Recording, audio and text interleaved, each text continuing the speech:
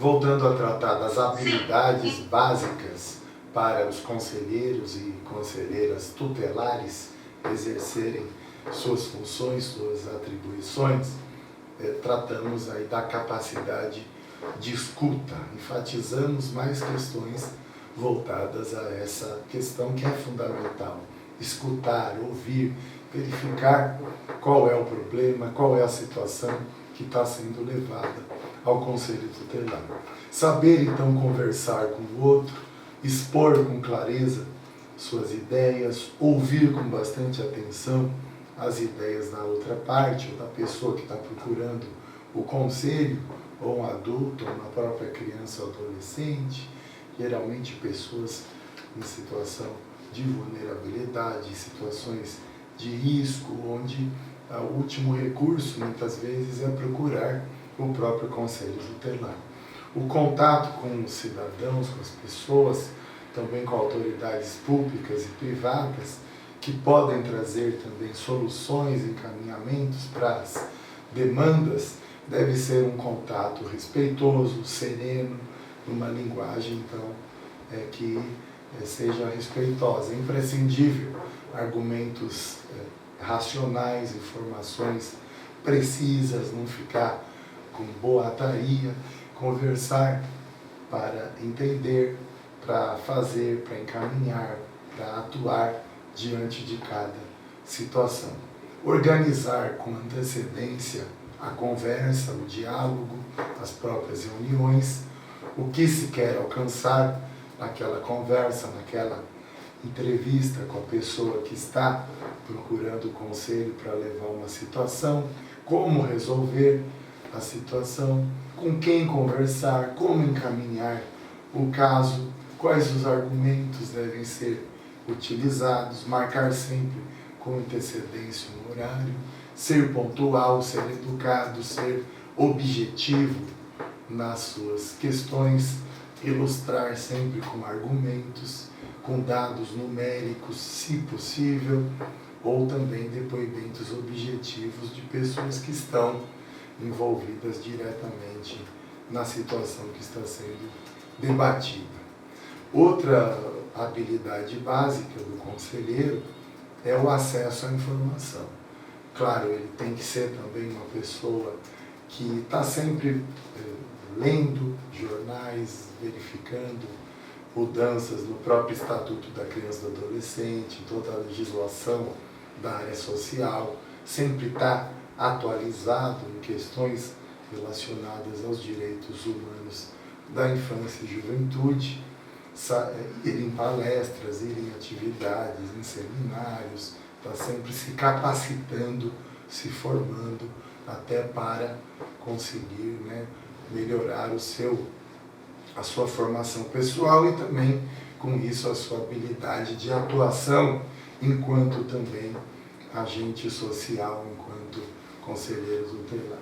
Saber colher e repassar informações que sejam confiáveis, verificar sempre as suas fontes.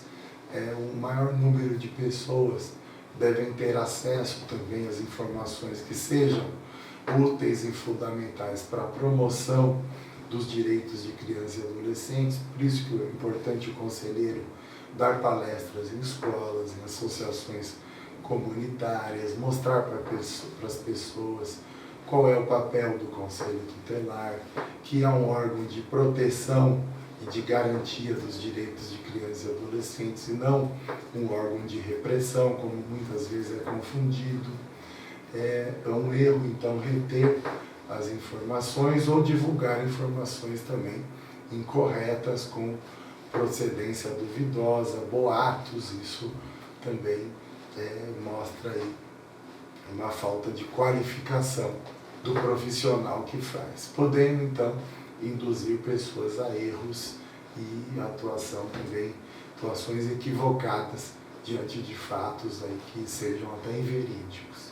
Incentivar sempre a circulação de informações fidedignas, de qualidade, combater a circulação de boatos, de preconceitos, de disse que disse, buscar informações sempre na fonte mais adequada para cada tipo de situação, se uma questão é relacionada à área de saúde, buscar então os gestores, os profissionais da área de saúde, na área da assistência também, procurar os gestores ou os profissionais mais capacitados que atuam nessas áreas. O conselheiro, como uma pessoa da comunidade, do município, ele certamente saberá quem são as pessoas que ele pode contar. Confirmar a correção da informação com outras fontes, com outras pessoas que saibam também do assunto e divulgar informações que sejam de interesse coletivo em prol dos direitos da criança e do adolescente. Buscar meios criativos para divulgar as informações. Tem conselhos tutelares que têm boletins, tem jornais, mesmo que sejam simples, divulgam nos murais do próprio conselho, ou em cartazes, programas de rádio para também tratar da importância do conselho ou de outros veículos de comunicação da cidade e falar em missas, em atividades, outros cultos, ou mesmo, dependendo das cidades, reuniões, ou até divulgando o trabalho do conselho em outras formas de comunicação.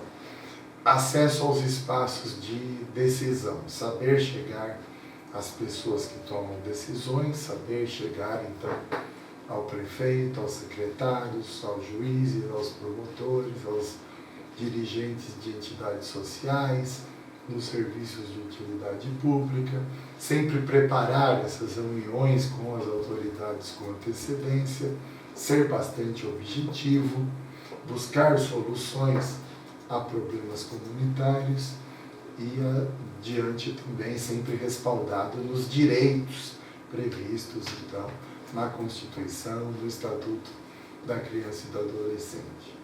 Não permitir que o contato seja intermediado por padrinhos, inclusive padrinhos políticos. O conselheiro, ele é uma autoridade, ele não precisa chamar um vereador, um deputado para ele ser recebido pelo prefeito, por um secretário. Ele tem que se impor enquanto autoridade, senão ele vai se desqualificando a partir do momento que ele vai se vinculando politicamente, partidariamente. Então, é necessário também essa observação, ou até religiosamente. O conselheiro, ele está lá para cumprir o Estatuto da Criança e do Adolescente, não para cumprir propriamente cartilhas, entre aspas, políticas, partidárias ou mesmo religiosas. O conselheiro é uma autoridade pública, então, e ele tem que se fazer reconhecido como autoridade pública. Inclusive, nós já citamos que quem embaraça, quem não atende às requisições, às recomendações ou até às determinações, requerimentos do Conselho Tutelar, ou impede o conselheiro tutelar de atuar, de fiscalizar, de entrar em locais onde estejam crianças e adolescentes, responde criminalmente pelo embaraçamento, impedimento da atuação do conselheiro tutelar. Sempre solicitar antecipadamente uma audiência ou reunião, se identificar como munícipe e conselheiro tutelar, tratar do motivo, da razão da reunião, da audiência, comparecer no horário, sempre que possível, junto com outros conselheiros, até para evitar entendimentos distorcidos, ou também para ter um outro conselheiro que possa testemunhar de que, de fato, ocorreram determinados acordos, determinados encaminhamentos na reunião.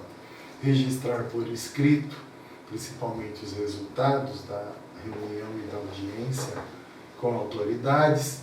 Outra capacidade fundamental do conselheiro tutelar é a de negociação.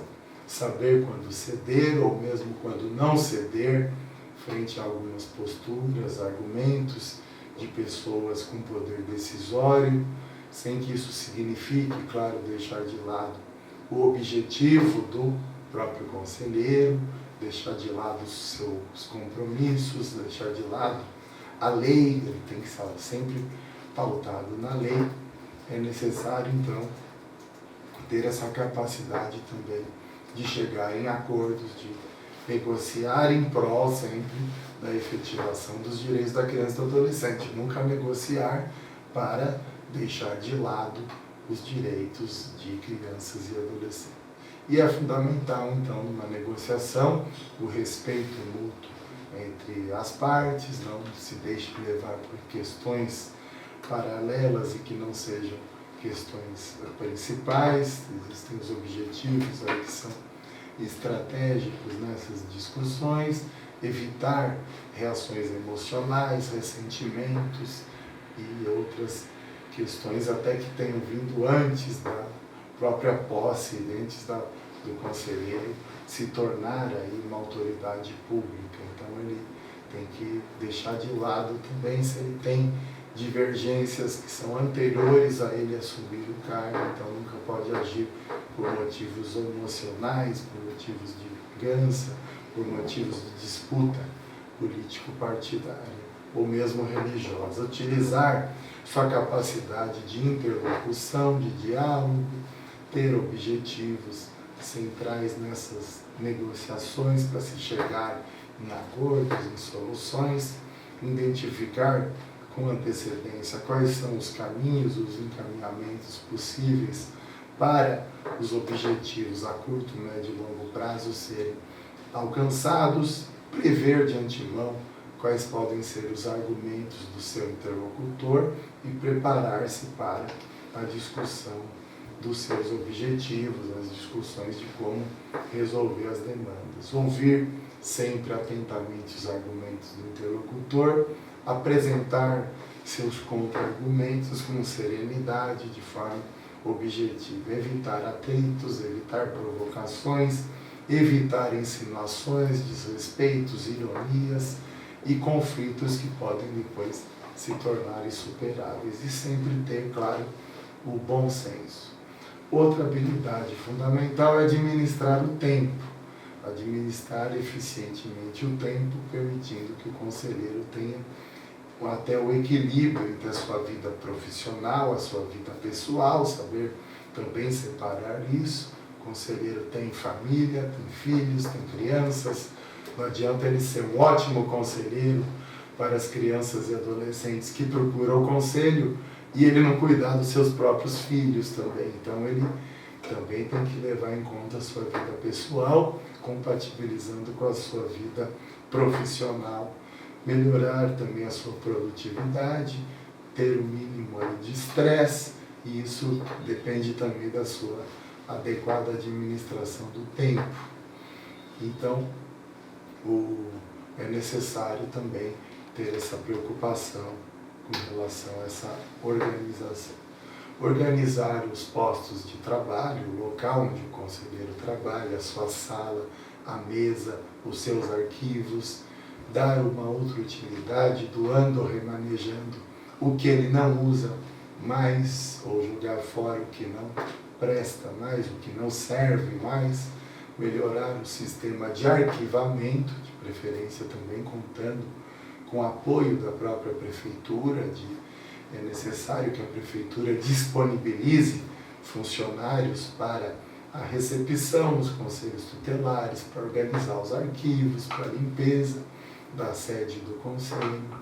Então, esse assessoramento também é indispensável. Arquivar tudo aquilo que não é de uso constante, guardar as coisas, né? Até para que a pessoa que chega para ser atendida não vê uma bagunça, né? Porque já causa uma má impressão.